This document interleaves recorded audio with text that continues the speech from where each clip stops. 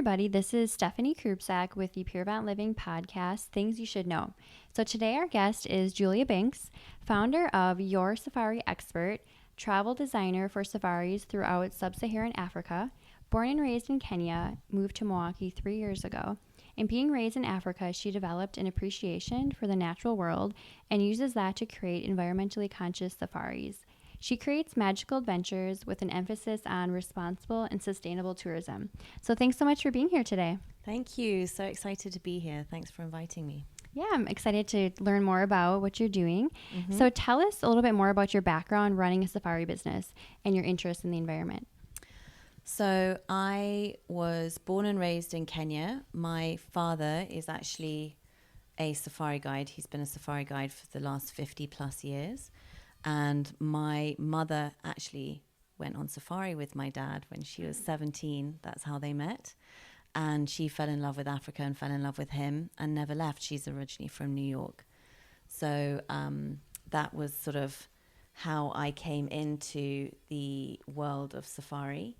And I've lived in Africa all my life with a small portion that I was in Europe. I was in UK for school, and when I came back from the UK, I moved back to Kenya and I went straight into the safari industry, managing lodges in Kenya, so luxury lodges all around Kenya for a few years, and then transitioned into the sales side of safaris, so organizing safaris to all of Sub-Saharan Africa. And I know you talked before about providing these safaris for corporations where they'll have employees actually do these safaris. You want to talk about what some of those would look like? So we organize all sorts of different safaris. Everything is personalized. So we don't do package tours. It's all individually arranged for the group, the individual, the couple, or the corporation that approaches us to put these trips together. So we do a complete mixture. It really depends on what they want to see and what they want to get out of the experience. Can you tell us about an example of one of the safaris you hosted? So we did a recent safari with an organization of entrepreneurs who came out to Kenya. There were 100 people. It was an amazing trip. They came through an organization called the Entrepreneurs Organization. And the focus of that trip was on resourcefulness and sustainability. So we did a mixture of Nairobi-based experiences where they visited different companies that were having a big focus and a big impact on sustainable resources, sustainable practices, companies that were recycling waste, so brass, rubbish, all kinds of things, and recycling them and upcycling them into new substances. So one of the companies that we visited was a really, really cool company called Artisan Fashion, who employ very, very, very low income people, basically a beggar off the street, but sort of a similar level of person, who goes into the rubbish pits and they find waste brass and they collect all of the waste brass up, and then they come to this company with all of their waste brass, and that company then buys it off them for a good price, offers those people a decent wage, and offers them medical cover in exchange for having found this very, very valuable brass. And then they use that brass to convert it into belts, into belt buckles, into sort of symbols and things like that. That is then transferred and used on beautiful designer pieces for well-known designers all over the world. One of the companies I think that does it is Stella McCartney. Vivienne Westwood makes some of her bags there. So it's a really interesting partnership where you've got items that have literally come out of a rubbish pit in Kenya being recycled and made into something that's featured on, New York Fashion Week. It's really, really cool combination. So we did we spent some time in Nairobi visiting some of these kinds of projects and organizations that were doing some of this amazing work. And then we would go out on safari and we would bring that sort of sustainable element into the safari as well. So we went on into a wildlife conservancy that we love, that's owned by a family. It used to be a cattle ranch and they converted it into a wildlife sanctuary and a rhino sanctuary. So it's a really, really amazing place. And we then made sure that all of the food that we were using was sourced from locally from farmers and people growing, cattle nearby, all the people who are growing vegetables nearby. And we tried to make all of the food that we made in camp was sourced locally from farmers nearby, which I think was a really special and unique thing. We also helped to raise awareness with all of the people on the safari about the different conservation initiatives. And that goes into not just wildlife, but into educating the local community to make sure that they understand, the importance of wildlife and preserving wildlife for future generations. So that's kind of an idea of a safari that we did recently that was really successful, and a lot of the emphasis was on environmentalism and sustainability. I think that's an amazing concept, because when you think of a safari, you think of, I'm going to see animals, but that you're tying in that aspect of the environment too. Yeah, for sure. And I think a lot of the time that, when people think about a safari, that's a bucket list trip for a lot of people. It's sort of a dream come true, is to be able to go on safari and see all of these amazing animals in the wild. But they don't really realize that it's such a small part of what they actually experience. And when they get on the ground, there's so much more to the story than what they initially anticipated. Seeing animals is actually almost the easy thing. They're there. That's part of the beauty of it. It's much easier to see giraffe and zebra than it is to see a deer in the wild in Wisconsin almost. So that element is actually a given in a way. It's the other stuff that I think is underlying that is so much more important. These areas of wilderness have to be preserved, otherwise the animals will disappear. And the people who live in these areas naturally need to understand the value of keeping these places safe and keeping the animals safe. So it's a whole full circle experience where, you have to kind of, you go thinking I'm just going to go and see the animals, but actually it's all about the environment and it's all about the people and being conscious about your footprint in that area. Yeah, and I think as a company, to look at the travel tourism industry, where you think of things like on the go, like pre-packaged, but that you're actually trying to be sustainable and work with local farmers for food and really not leave any footprint that you were there.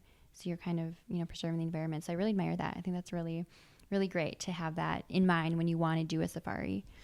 Yeah, I think it's really important. The days are gone where people would go on packaged tours and they just, the focus was just about going to see the wildlife and they didn't really care about the environment.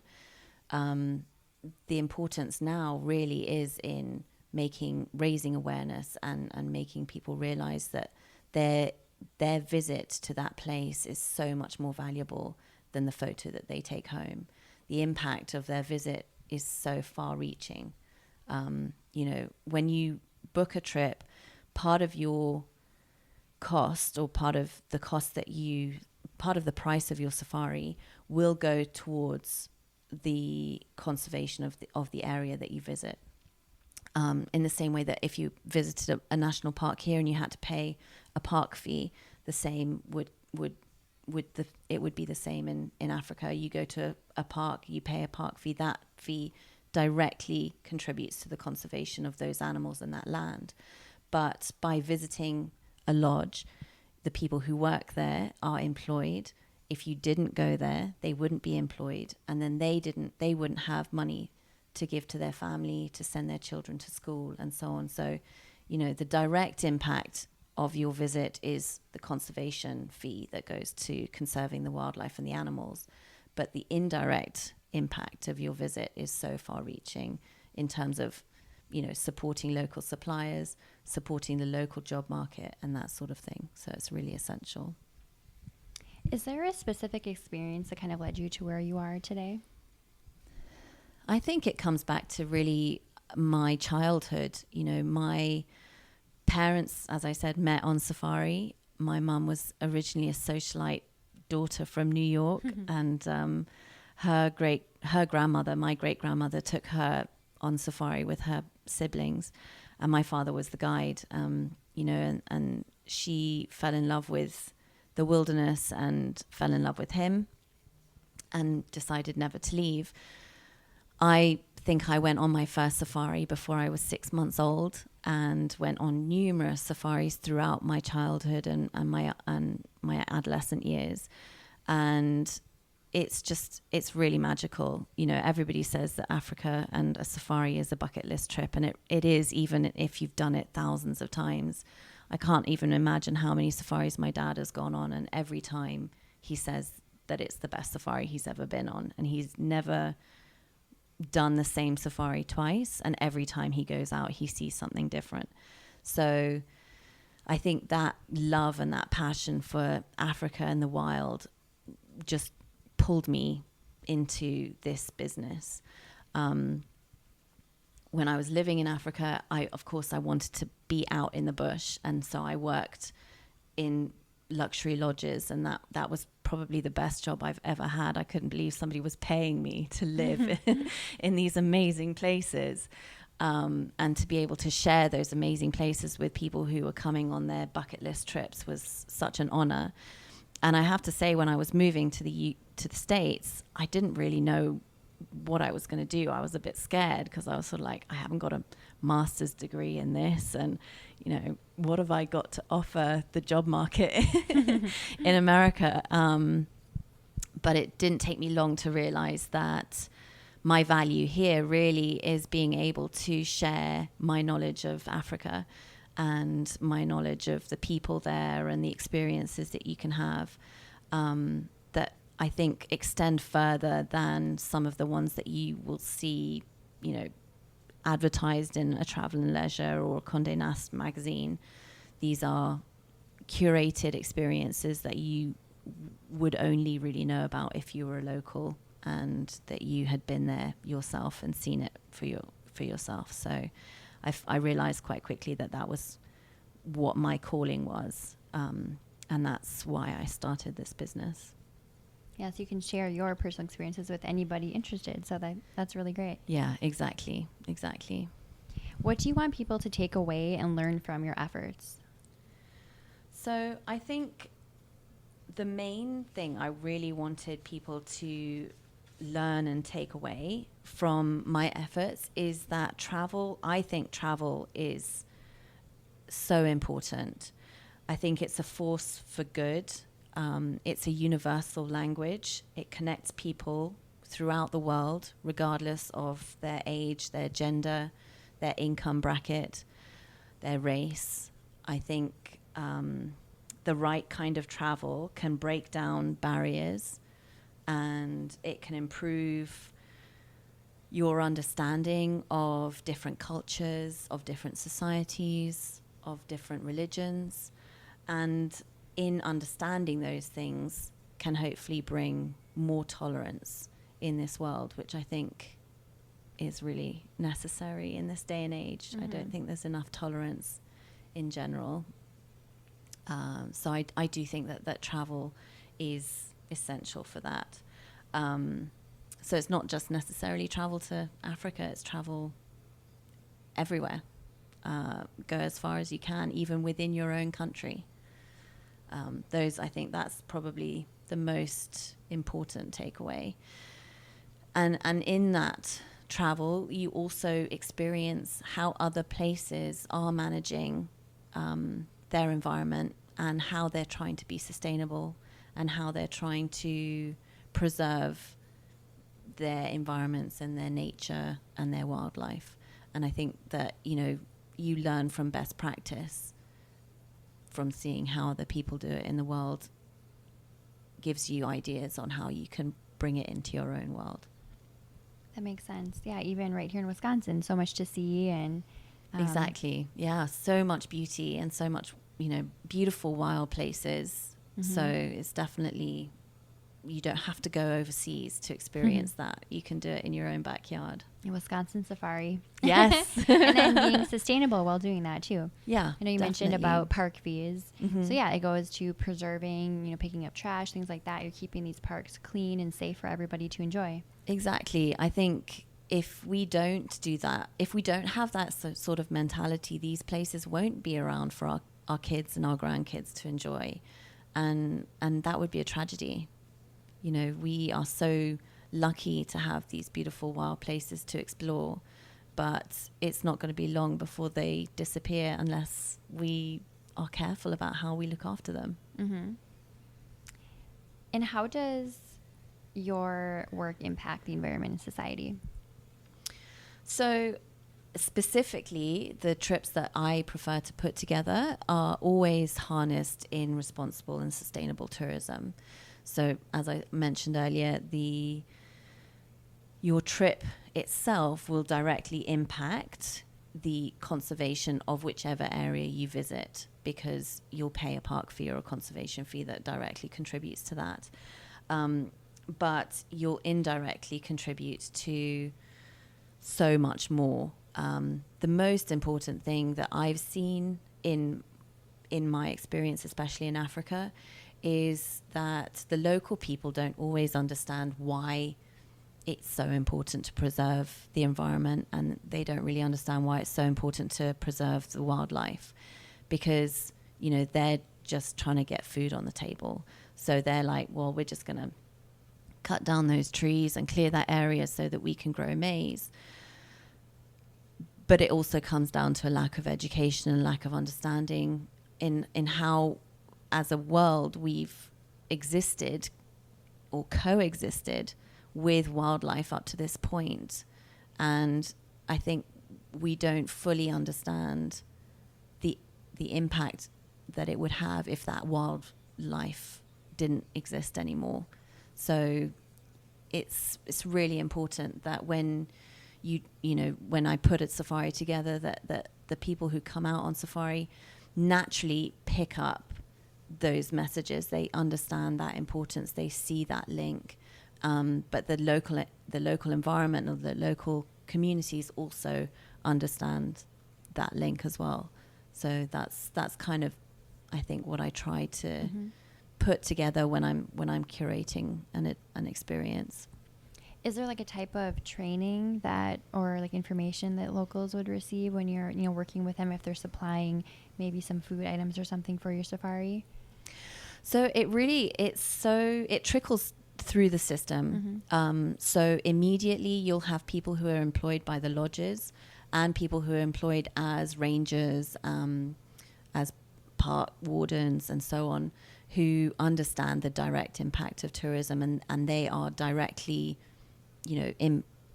rewarded or paid via tourism. But then it feeds through further than that. So a lot of the conservation areas will have their own schools, and that money will go towards the paying for the school fees, paying for the teachers, and that therefore feeds through to the kids about conservation and how important it is and how valuable it is. So it kind of feeds through in that way. It's really interesting because a lot of children in Kenya, in Africa, a lot of children have never actually been on safari, and a lot of them have never seen a wild animal. So I think that that's also something that we try and do, is provide funding to small organizations that take groups of children out into the bush and show them, take them on a day on safari so they can see an elephant and see a lion, and that also helps them to understand, where the value is. I love that. I think, if you have any links or organizations we could connect to this, or listeners can check out, that would be great to support. Definitely. You're right. Exposing children to that is huge. And I think a lot of people don't realize that when they are traveling, it's not just about your personal bucket list item, but you're affecting every community member in that region that you're going to. So within tourism. So that's very, very interesting to really think about that aspect. Yeah, and I'd also love to bridge the gap. One of the things I've been thinking about recently, and I just don't really know how to do it, but I'd love to bridge the gap between here and there for marginalized groups in this country. I'd love to be able to take a group of teenagers or youngsters from Wisconsin to Africa and show them what that's like, and for them to meet local Kenyans, let's say, and maybe even do it in reverse and have some Kenyans be able to come over here. That would be like a long-term goal for me. I think that would be really magical to be able to bridge that gap and connect people. It's kind of hard. I remember in my day we used to have pen pals. Oh, I remember that too. You'd write back and forth. Yeah. We should bring that back, I know, I Mm-hmm. really think we should. And I was thinking about this the other day. I was like, wouldn't it be awesome if I connected with a school here and connected them with a school in Kenya where they could be pen pals? That would be great. So yeah, I'm still working on that idea. I think that would be a really fun idea. And I'd really love to then, try and get them across that massive pond. Yeah, we should work with Arts at Large and connecting to Milwaukee Public Schools. So I that think would be amazing. Let's do that. So right after this, we will we'll make a plan. I love that. I love that It's a great idea. So what is your message to listeners on how they can impact the environment and society? We talked about this a little bit earlier, some statistics you found and some recent studies, things like that. Right. Yeah. I was doing some reading up recently, and I was pretty shocked to read there was a study by the World Wildlife Fund that was released in 2018 that stated that humanity had wiped out 60% of animal populations since 1970. So in the last 50 years, 60% of the animal populations have been wiped out by humanity. I found that really shocking. And I know that in Africa you see it. It's really obvious. Only recently a species of rhino completely died out. The last remaining male died, basically. I don't know if anybody saw that, but he was on Tinder looking for a date. Oh, no. It was a fun marketing initiative to try and raise awareness. There's 2 women who are still left standing. It's always the women left standing. But Sudan didn't make it. But we did get news this year that at the end of last year that scientists have been able to create the first full northern white rhino embryo. Wow. Okay. From his sperm, from Sudan's sperm. Post-mortem, they had taken it obviously before he passed away. But they were able to, connect it to one of the female's eggs, and they actually have an embryo. So that's exciting. Oh, that is. So there's hope. So there's hope. Okay. But yeah, I think it's quite shocking when you hear about statistics like that. There was another study that was released by the UN Global June last year, and they released a report stating that over 1 million species are threatened with extinction within the next decade, which is just terrifying. It's terrifying, and that's happening on our watch. And I feel like we're the only people that can do something about it now.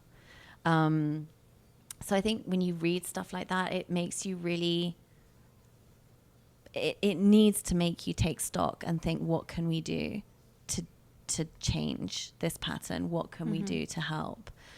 So I think it's essential that awareness is raised. I don't know if your listeners have ever heard of a man called David Attenborough, but he's definitely one of my idols. You love him. Yeah. If David, if you're listening, we would love to meet you. He's one of the most special human beings, I think, on this planet. So for those of you that don't know, David Attenborough is a very famous narrator for wildlife documentaries in the UK. So he has narrated many of the very beautifully shot BBC documentaries about the natural planet.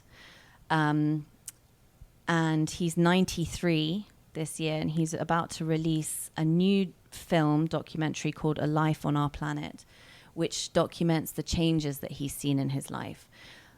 He's quite special to me, particularly because he was the man that sort of encouraged my dad to move to Kenya in the first place.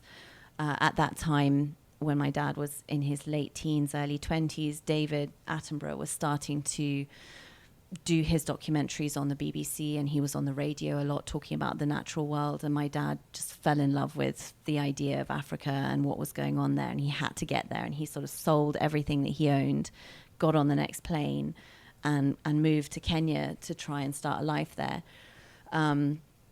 So I think if you watch any of his documentaries, you'll see how infectious his love for nature is.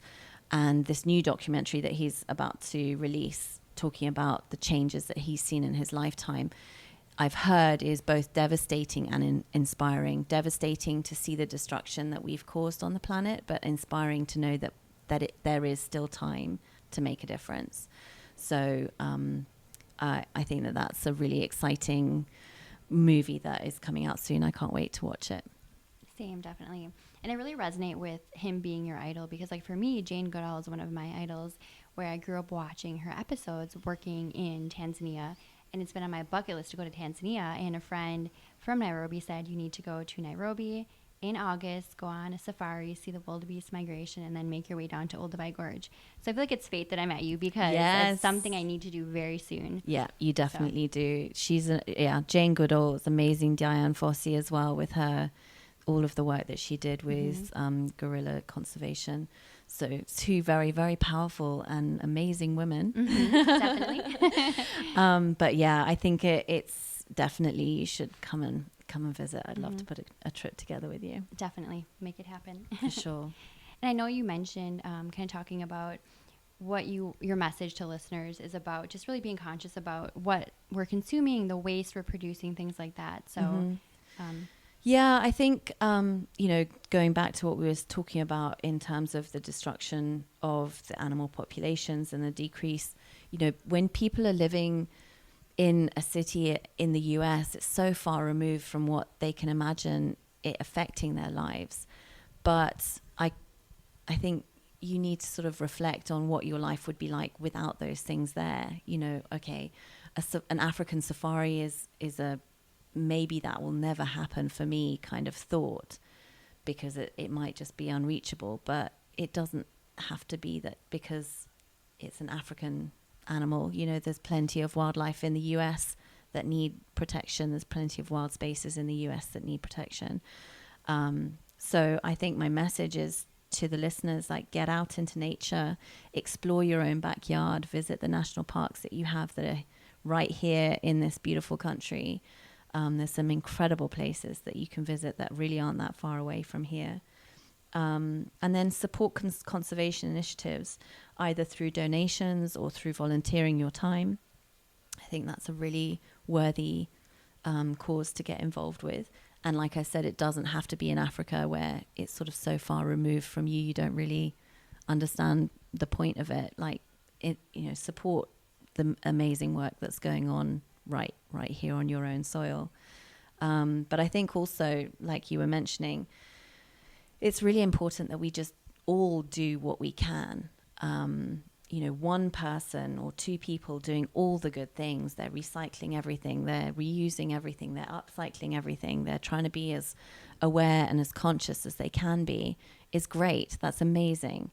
But it has much less of an impact than 1,000 people or 1,000,000 people doing one small thing. And I think that, we sort of need to shift. The culture needs to shift, and our easy go-to practices need to shift if we want to try and keep this world as beautiful as it is for future generations. Mm-hmm. And I think, too, it's important to keep in mind which choices you make have the biggest impact. For example, I know there's a lot of issues around, plastic straws, avoiding things like that. Single-use plastic is very huge.